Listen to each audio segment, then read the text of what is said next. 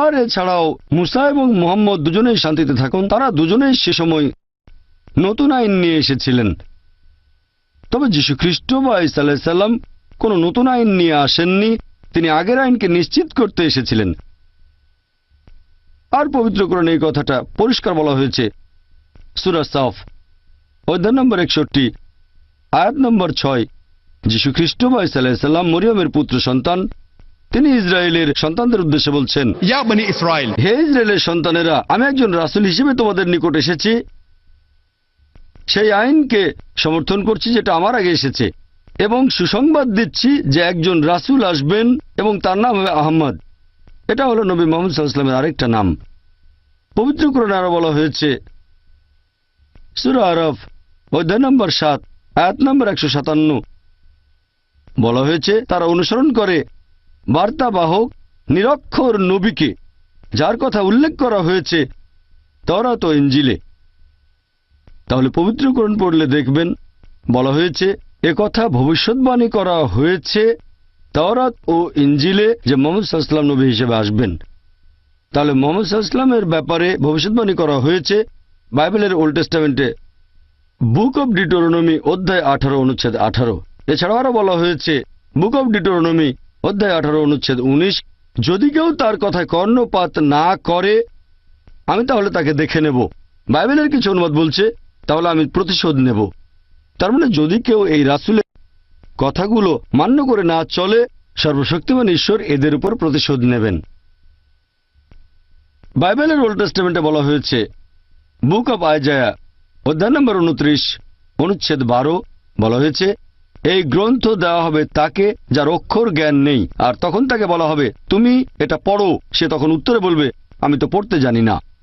আর ঠিক এই ঘটনাটাই ঘটেছিল যখন সর্বশেষ চূড়ান্ত নবী মুহাম্মদ সাল্লাল্লাহু আলাইহি ওয়াসাল্লামের কাছে প্রথমবারের মতো ওহী নাজিল হয়েছিল। আমরা ইতিহাস থেকে জানতে পারি যখন নবী মুহাম্মদ সাল্লাল্লাহু আলাইহি সাল্লাম জাবলে নূরে গেলেন, মানে হেরা গুহায়, সেখানে প্রথমবারের মতো আল্লাহর ওহী নিয়ে হাজির হলেন ফেরেশতা জিবরাইল, আর তিনি বললেন ইকরা।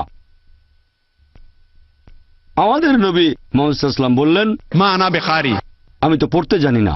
এখানে সেই ভবিষ্যৎবাণীটা সম্পূর্ণভাবে পূরণ হয়ে গেছে যেটা আছে বুক অব আইজায়াতে অধ্যায় নম্বর 29 অনুচ্ছেদ 12। এই গ্রন্থ দেওয়া হবে তাকে যার অক্ষর জ্ঞান নেই, আর তাকে বলা হবে তুমি এটা পড়ো। সে তখন বলবে আমি তো পড়তে জানি না। আর মুহাম্মদ সাল্লাল্লাহু আলাইহি ওয়াসাল্লাম ঠিক একই কথা বলেছিলেন, মা আনা বিকারি, আমি তো পড়তে জানি না। এছাড়াও নবী মুহাম্মদের নাম ওল্ড টেস্টামেন্টে উল্লেখ করা হয়েছে। বাইবেলে আছে বুক অব সলোমন অধ্যায় নম্বর 5 অনুচ্ছেদ 16। হিক্কুম মুতাকিম বিকুল্লি মুহাম্মাদিম জাইদুদি ওয়া জাইরাই বাইনা জেরুসালাম। এটা একটা হিব্রু উদ্ধৃতি। বলা হয়েছে হিক্কুম মুতাকিম বিকুল্লি মুহাম্মাদিম। অনুবাদ করলে এটার মানে হবে যে তার মুখের কথা খুব মিষ্টি, সে হবে সম্পূর্ণ মনোরম, সে আমার প্রিয় পাত্র, সে আমার বন্ধু, শোনো হে জেরুজালেমের কন্যারা। তবে হিব্রু উদ্ধৃতিটা হচ্ছে হিক্কুম মুতাকিম বিকুল্লি মুহাম্মাদিম। সেমিটিক ভাষাগুলোতে সাধারণত শব্দের শেষে ইম যোগ করা হয় সম্মান দেখানোর জন্য, সেজন্য এখানে মোহাম্মদ হয়ে গেছে মুহাম্মাদিম, ইম এভাবে হয়েছে মুহাম্মাদিম।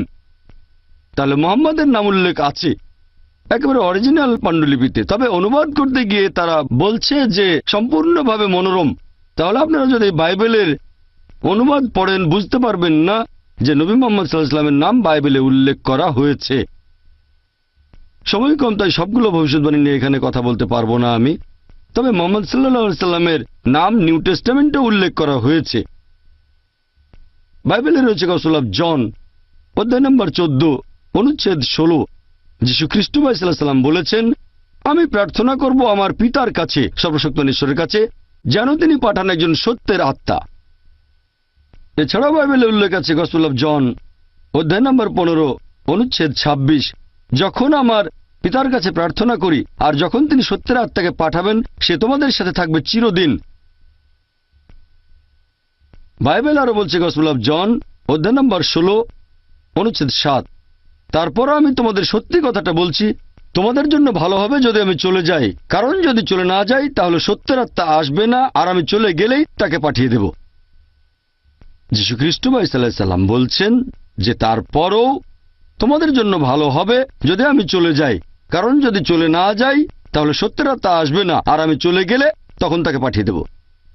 এই সত্যের আত্মা যদি ভালো করে দেখেন, অরিজিনাল পাণ্ডুলিপি যেখানে ভাষাটা অ্যারামাইক, সেখানে শব্দটা প্যারাক্লিট, যার মানে প্রশংসনীয়। এটাই হলো মুহাম্মদ সাল্লাল্লাহু আলাইহি সাল্লামের নামের মানে। তবে তারা শব্দটাকে বানিয়েছে প্যারাক্লিটস, যে শব্দটার অন্যতম একটা মানে হচ্ছে সত্যের আত্মা। এখন হোক সেটা প্যারাক্লিট বা প্যারাক্লিটস, আলহামদুলিল্লাহ দুটো শব্দের মানে সর্বশেষ ও চূড়ান্ত নবী মুহাম্মদ সাল্লাল্লাহু আলাইহি সাল্লামের নামের সাথে মিলে যায়। কিন্তু অনেক খ্রিস্টান বলে এই ভবিষ্যৎবাণী যে একজন সত্যের আত্মা আসবেন, এটা বলছে পবিত্র আত্মার কথা। যদি ভালো করে দেখেন, এই ভবিষ্যৎবাণীটাই বলা হয়েছে গসপেল অফ জনে অধ্যায় নম্বর 16 অনুচ্ছেদ 7। তারপর আমি তোমাদের সত্যি কথা বলছি, তোমাদের জন্য ভালো হবে যদি আমি চলে যাই, কারণ যদি চলে না যাই তাহলে সত্যের আত্মা আসবে না। সত্যের আত্মা আসার শর্ত হচ্ছে তার আগে যীশুখ্রিস্ট সেখান থেকে চলে যাবেন। যদি তিনি চলে না যান তাহলে সত্যের আত্মা আসবে না। যীশুখ্রিস্ট চলে যাওয়ার পরেই তাকে পাঠিয়ে দেবেন। তাহলে সত্যের আত্মা আসার প্রধান শর্ত হলো তার আগে যীশুখ্রিস্ট ভাই সাল্লাল্লাহু আলাইহি সাল্লাম এখান থেকে চলে যাবেন। বাইবেল পড়লে আমরা জানতে পারি যীশুখ্রিস্ট পৃথিবীতে আসার আগেও পবিত্র আত্মা সেখানে ছিল। সে এক সময় ছিল এলিজাবেথের গর্ভে। যীশুখ্রিস্টের জন্মের সময় পবিত্র আত্মা সেখানে ছিল। পেন্টাকস্টের উৎসবে পবিত্র আত্মা ছিল। তাহলে এই ভবিষ্যৎবাণী দিয়ে কখনোই পবিত্র আত্মাকে বোঝানো হয়নি। এখানে বোঝানো হয়েছে কেবলমাত্র সর্বশেষ ও চূড়ান্ত নবী মুহাম্মদ সাল্লাল্লাহু আলাইহি সাল্লামকে। বাইবেল এছাড়াও বলছে গসপেল অফ জন অধ্যায় নম্বর 16 অনুচ্ছেদ 12 থেকে 14, যীশুখ্রিস্ট তার শিষ্যদের বলছেন, আমি তোমাদের অনেক কিছু সম্পর্কে বলতে চাই, তবে সেগুলো এখন সহ্য করতে পারবে না, কারণ যখন সত্যের আত্মা তোমাদের সামনে আসবে সে তোমাদের সত্যের পথে নিয়ে যাবে। সে নিজের থেকে কিছুই বলবে না, সে যা শুনবে সে কথাগুলোই বলবে। সে তোমাদেরকে ভবিষ্যতের কথা বলবে, সে আমাকে মহিমান্বিত করবে। তাহলে এই ভবিষ্যৎবাণীটা অন্য কাউকে বোঝাচ্ছে না, বোঝাচ্ছে সর্বশেষ ও চূড়ান্ত নবী মুহাম্মদ সাল্লাল্লাহু আলাইহি সাল্লামকে। যিশু বলছেন, আমি তোমাদেরকে অনেক কিছু সম্পর্কে বলতে চাই। যীশুখ্রিস্ট তার শিষ্যদের বলছেন, আমি তোমাদেরকে অনেক কিছু বলতে চাই, তবে সেগুলো এখন সহ্য করতে পারবে না, কারণ যখন সত্যের আত্মা তোমাদের সামনে আসবে সে তোমাদের সত্যের পথে নিয়ে যাবে। সে নিজের থেকে কিছুই বলবে না, সে যা শুনবে সে কথাগুলোই বলবে।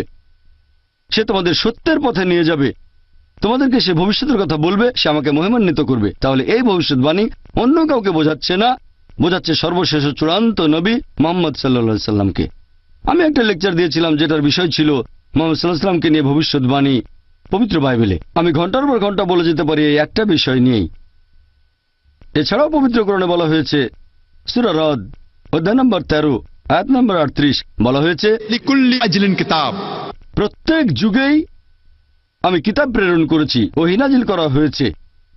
পবিত্র কোরআনে এরকম 4টা আসমানি কিতাবের নাম উল্লেখ করা হয়েছে, তাওরাত, জাবুর, ইনজিল এবং কোরআন। তাওরাত হলো সেই ওহী আসমানি কিতাব যেটা নাজিল হয়েছিল নবী মুসা আলাইহিস সালামের উপর। জাবুর হলো সেই আসমানি কিতাব যেটা নাজিল হয়েছিল নবী দাউদ আলাইহিস সালামের উপর।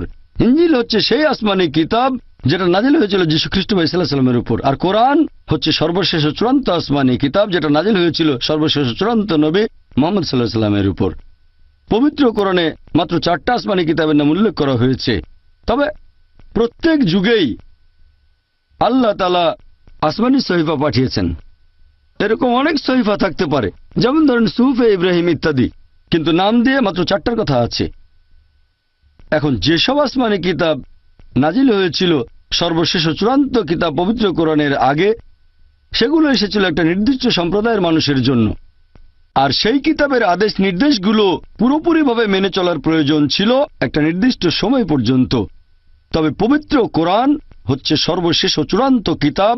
এটা শুধুমাত্র মুসলিম বা আরবদের জন্য প্রেরণ করা হয়নি।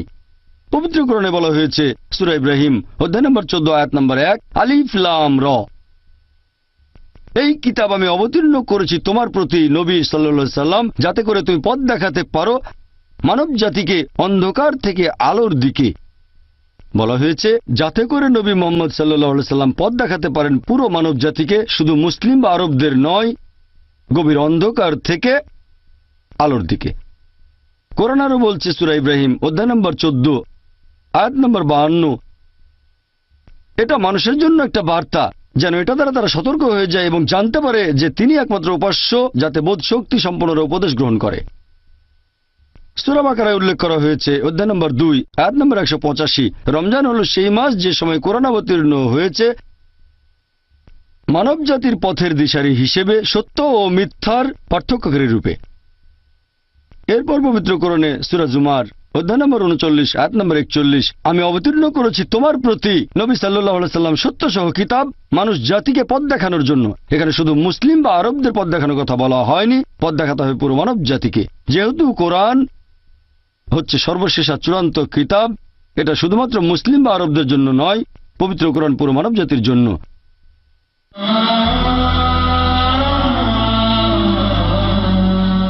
আমাদের প্রিয় নবী মুহাম্মদ সাল্লাল্লাহু আলাইহি ওয়াসাল্লাম বলেছেন, এটা আছে সহিহ বুখারীতে, খণ্ড নম্বর 1, অধ্যায় ঈমান, হাদিস নম্বর 8। প্রিয় নবী বলেছেন যে ইসলাম ধর্মের মূল ভিত্তি হলো পাঁচটা স্তম্ভ। প্রথমটা লা ইলাহা ইল্লাল্লাহ মুহাম্মাদুর রাসূলুল্লাহ, দ্বিতীয়টা হচ্ছে নামাজ আদায় করা, তৃতীয় হচ্ছে যাকাত, চতুর্থটা হচ্ছে রোজা, আর পঞ্চমটা হচ্ছে হজ। প্রথম স্তম্ভটা হচ্ছে লা ইলাহা ইল্লাল্লাহ মুহাম্মাদুর রাসূলুল্লাহ, আল্লাহ ব্যতীত কোনো উপাস্য নেই এবং নবী মুহাম্মদ সাল্লাল্লাহু আলাইহি সাল্লাম আল্লাহর নবী ও রাসূল। পবিত্র কোরআনে বলা হয়েছে সূরা বাকারা অধ্যায় নম্বর 2, আয়াত নম্বর 177, এটার মধ্যে কোনো পুণ্য নেই যদি তোমাদের মুখ পূর্ব বা পশ্চিমে ফিরে থাকে, তবে পুণ্য হবে তখন যদি বিশ্বাস করো আল্লাহকে, যদি সর্বশক্তিমান আল্লাহকে বিশ্বাস করো, বিশ্বাস করবে শেষ বিচারের দিনকে, বিশ্বাস করবে ফেরেশতাগণকে, আসমানি কিতাবকে আর নবী রাসূলগণকে। আমি আজকে লেকচারের শুরুতে পবিত্র কোরআনের একটা আয়াতের উদ্ধৃতি দিয়েছিলাম। সূরা আলে ইমরান অধ্যায় নম্বর 3, আয়াত নম্বর 64 বলা হয়েছে, कुल या अहलल किताब অর্থাৎ বলো হে কিতাবীগণ, तालो इला कलमतिन सवाइम बैनना बैनकुम, এসো সেই কথায় যা আমাদের ও তোমাদের মধ্যে এক। এখানে প্রথম সাদৃশ্যটা কি? अल्लाह नअबुद इल्लल्लाह, আমরা ইবাদত করি কেবল একজন আল্লাহ তাআলার, वला नुश्रिका बिही शैयन, আমরা অন্য কাউকে তার শরীক করি না, वला यत्तखिज बादुना बादन अरबाबन मिन दुनिल्लाह, আমরা আমাদের নিজেদের মধ্য থেকে আল্লাহ ব্যতীত অন্য কাউকে রব হিসেবে গ্রহণ করি না। फइनतवल्लो, এরপরও যদি তারা মুখ ফিরিয়ে নেয়, फकुलु शदू বলো তোমরা সাক্ষী থাকো, बिअन्ना मुस्लिमून, অর্থাৎ আমরা মুসলিম, নিজের ইচ্ছাকে সমর্পণ করি আল্লাহ সুবহানাহু ওয়া তাআলার কাছে। পবিত্র কোরআনের এই আয়াতটা আমাদেরকে দেখিয়ে দেয় কিভাবে ভিন্ন ধর্মের মানুষের সাথে কথা বলতে হবে, বিশেষ করে যারা আহলে কিতাব। বলা হয়েছে, तालो इला कलमतिन सवाइम बैनना बैनकुम, এসো সেই কথায় যা আমাদের ও তোমাদের মধ্যে এক। প্রথম সাদৃশ্যটা কি? अल्लाह नअबुद इल्लल्लाह, এক আল্লাহ ব্যতীত আমরা অন্য কারো ইবাদত করি না, वला नुश्रिका बिही शैयन, আমরা অন্য কাউকে তার শরীক করি না, वला यत्तखिज बादुना बादन अरबाबन मिन दुनिल्लाह, আমরা আমাদের নিজেদের মধ্য থেকে আল্লাহ ব্যতীত অন্য কাউকে রব হিসেবে গ্রহণ করি না। আমাদের দেখতে হবে যে সাদৃশ্যগুলো কি কি। সেই সাদৃশ্যগুলো যেগুলো উল্লেখ করা হয়েছে বাইবেল এবং পবিত্র কোরআনে। পবিত্র কোরআনে পরিষ্কার বলা হয়েছে, সূরা ইখলাস অধ্যায় নম্বর 112, আয়াত 1 থেকে 4 বলা হয়েছে, कुल हुवल्लाहु अहद, বলো তিনি আল্লাহ এক অদ্বিতীয়, अल्लाहु समद, আল্লাহ তিনি সার্বভৌম চিরস্থায়ী, लम यलिद वलम युलद, কাউকে জন্ম দেননি, কখনো জন্ম নেননি, वलम यकुल लहु कुफुवन अहद, তার সমতুল্য আর কিছুই নেই। এই হলো 4 লাইনের সংজ্ঞা আল্লাহ সুবহানাহু ওয়া তাআলার, সর্বশক্তিমান ঈশ্বরের, যেটা আছে পবিত্র কোরআনে।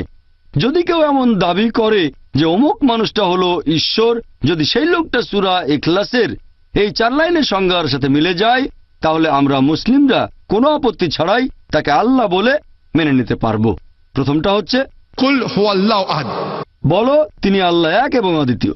দ্বিতীয়টা, अल्लाहु समद, আল্লাহ তিনি সার্বভৌম চিরস্থায়ী, लम यलिद वलम युलद, কাউকে জন্ম দেননি, কখনো জন্ম নেননি, वलम यकुल लहु कुफुवन अहद। তার সমতুল্য আর কিছুই নেই।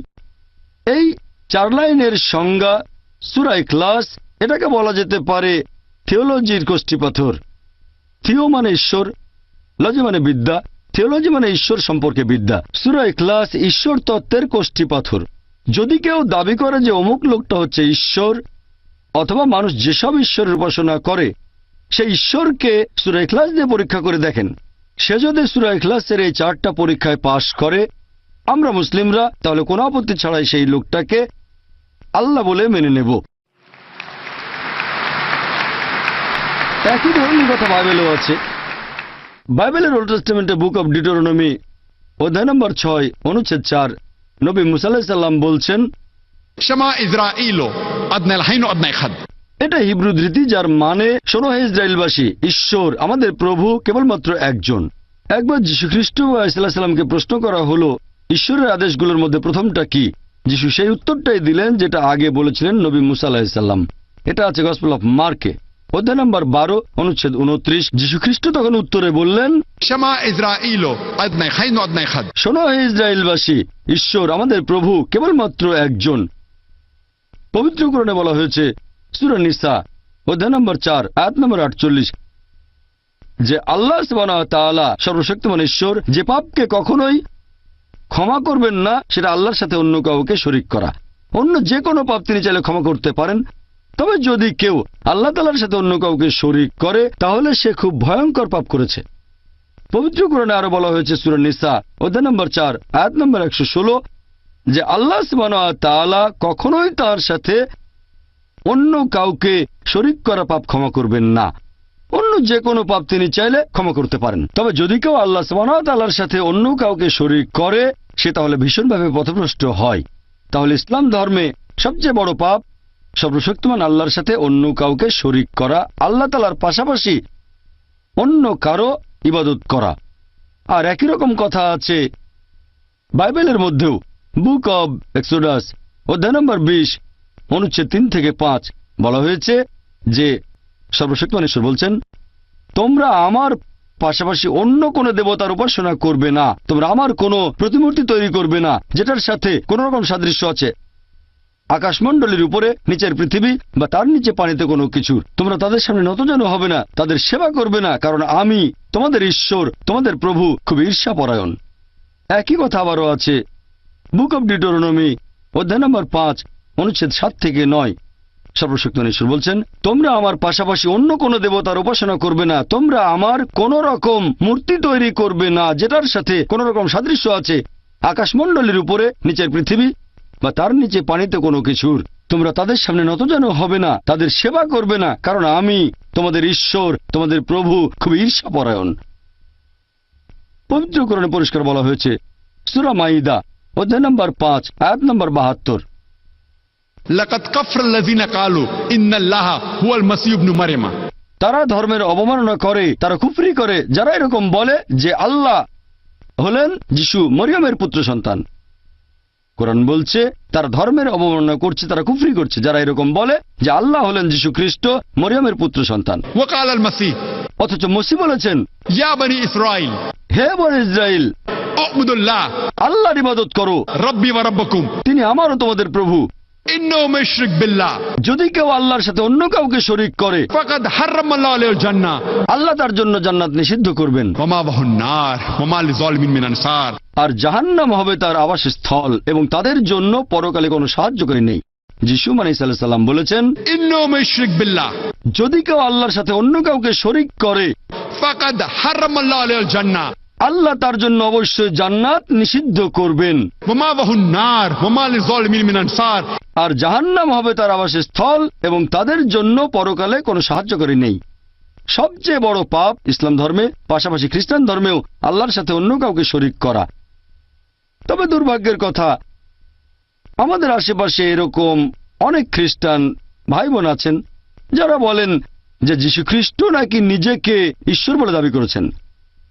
সত্যি বলতে যদি বাইবেল পড়েন, গোটা বাইবেলে একেবারে পরিষ্কার করে বলা এমন একটা অনুচ্ছেদও পাবেন না যেখানে যীশু খ্রিস্ট সাল্লাল্লাহু নিজেই বলেছেন যে আমি ঈশ্বর বা তোমরা আমার উপাসনা করো। আমি এই কথাটা আরেকবার বলছি, যদি আপনারা বাইবেল পড়েন, গোটা বাইবেলে একেবারে পরিষ্কার করে বলা এরকম একটা অনুচ্ছেদ খুঁজে পাবেন না পুরো বাইবেলের মধ্যে যেখানে যীশু খ্রিস্ট তিনি শান্তিতে থাকুন নিজের মুখে বলেছেন যে আমি ঈশ্বর বা তোমরা আমার উপাসনা করো।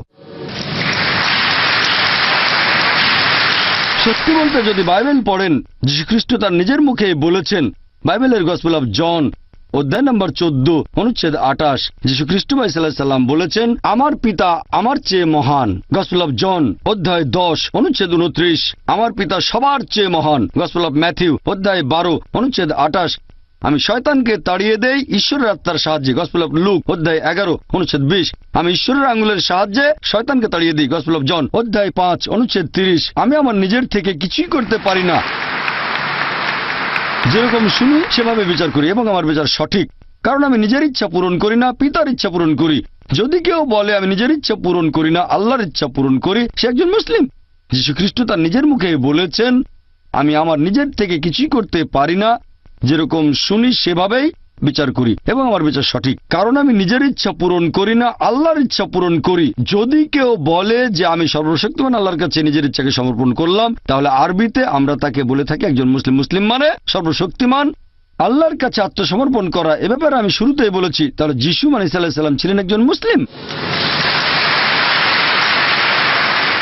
বাইবেলে আছে বুক অব অ্যাক্টস অধ্যায় নম্বর 2 অনুচ্ছেদ 22, বলা হয়েছে, হে ইসরায়েলের অধিবাসীরা, এই কথা শোনো, নাজারেত শহরের যিশু ঈশ্বর মনোনীত একজন মানুষ, তোমাদের মাঝে যে অনেক অলৌকিক আর আশ্চর্য কাজ করবে, ঈশ্বর তাকে দিয়ে এগুলো করাবেন আর তোমরা তা সাক্ষী। বলা হয়েছে, নাজারেত শহরের যিশু ঈশ্বর মনোনীত একজন মানুষ, তোমাদের মাঝে যে অনেক অলৌকিক আর আশ্চর্য কাজ করবে, ঈশ্বর এগুলো তাকে দিয়ে করাবেন আর তোমরা তার সাক্ষী থাকবে। যীশু খ্রিস্ট কখনোই নিজেকে ঈশ্বর বলে দাবি করেননি। তিনি ছিলেন আল্লাহ সুবহানাহু ওয়া তাআলার অন্যতম প্রধান একজন নবী এবং রাসূল।